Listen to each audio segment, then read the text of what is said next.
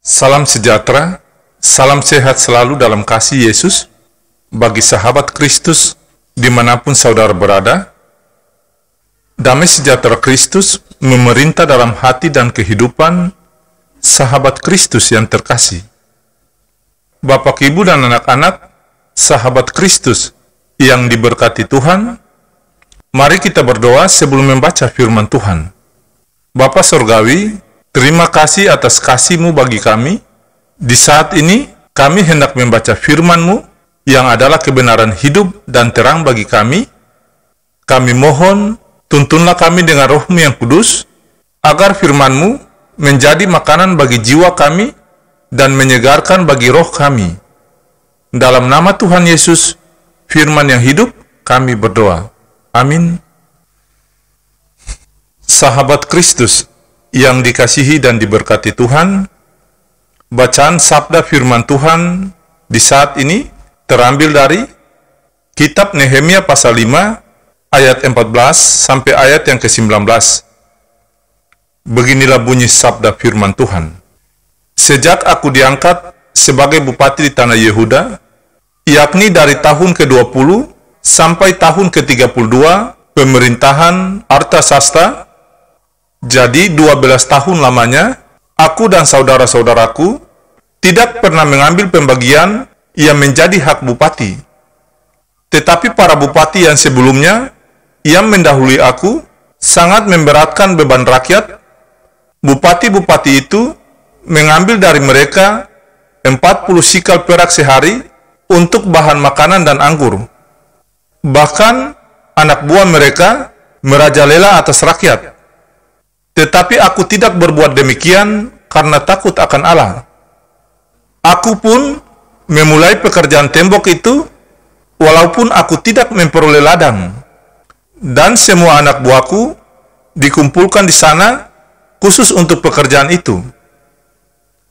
Duduk pada mejaku orang-orang Yahudi dan para penguasa, 150 orang, selain mereka yang datang kepada kami dan bangsa-bangsa sekeliling kami. Yang disediakan sehari atas tanggunganku ialah seekor lembu, 6 ekor kambing domba yang terpilih, dan beberapa ekor unggas, dan bermacam-macam anggur dengan berlimpah-limpah setiap 10 hari. Namun, dengan semuanya itu, aku tidak menuntut pembagian yang menjadi hak bupati, karena pekerjaan itu sangat menekan rakyat. Ya Allahku, demi kesejahteraanku, ingatlah segala yang kubuat untuk bangsa ini. Demikianlah sabda firman Tuhan di hari ini, tetapi hendaklah kamu menjadi pelaku firman dan bukan hanya pendengar saja. Sebab jika tidak demikian, kamu menipu diri sendiri. Amin. Bapak, Ibu, dan anak-anak, sahabat Kristus yang diberkati dan dikasihi Tuhan, santapan harian keluarga di hari ini berjudul Solidaritas Seorang Pemimpin. Sahabat Kristus yang diberkati Tuhan, kunci keberhasilan kepemimpinan Nehemia adalah takut akan Tuhan. Karena takut akan Tuhan akan membuat orang menjauhi kejahatan. Takut akan Tuhan membentengi seorang pemimpin untuk tidak tergoda melakukan korupsi, penyelewengan, dan penyalahgunaan jabatan. Nehemia bukan seorang pemimpin karbitan yang langsung diorbitkan.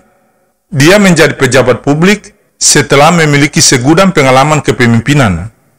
Nehemia telah teruji setia ketika menjadi bawahan di istana raja. Teruji dapat dipercaya dalam hal keuangan dengan bahan-bahan bangunan yang diberikan raja untuk pembangunan tembok Yerusalem. Telah teruji menghadapi tantangan dan persoalan baik dari luar maupun dari dalam. Sahabat Kristus yang dikasihi Tuhan, Nehemia menjadi pejabat publik karena telah lebih dahulu membuktikan kualitas kepemimpinannya, karakter mulia, kerendahan hati, dan sifat melayani Nehemia yang ditunjukkannya sebelum menjadi pejabat publik tidak berubah.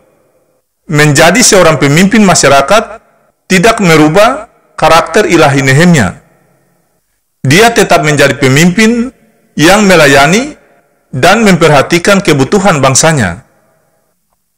Bapak, Ibu, dan anak-anak, sahabat Kristus yang dikasihi Tuhan, jadilah pemimpin yang rendah hati dan bersahaja, yang juga mempunyai rasa solidaritas terhadap semua orang yang kita pimpin, sehingga itu semua dapat menjadi contoh dan teladan bagi orang lain, dan kita tidak segan untuk selalu melihat ke bawah, walaupun posisi kita sudah berada di atas. Sahabat Kristus yang dikasihi Tuhan Yesus, semua yang kita miliki hanya karena anugerahnya yang memberi kita kesempatan untuk maju dan berkembang untuk kemuliaan namanya. Jadilah pemimpin yang baik dan lakukanlah tugas yang Tuhan percayakan dengan selalu bergantung dan berharap hanya kepadanya. Sahabat Kristus yang diberkati, kita memulai dari dalam kehidupan keluarga kita masing-masing sebagai orang tua maupun anak-anak. Ya Tuhan, terima kasih untuk segala kepercayaan-Mu yang Engkau berikan. Mampukanlah keluarga kami untuk selalu menjadi berkat.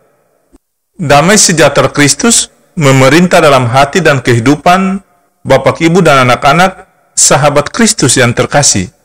Amin.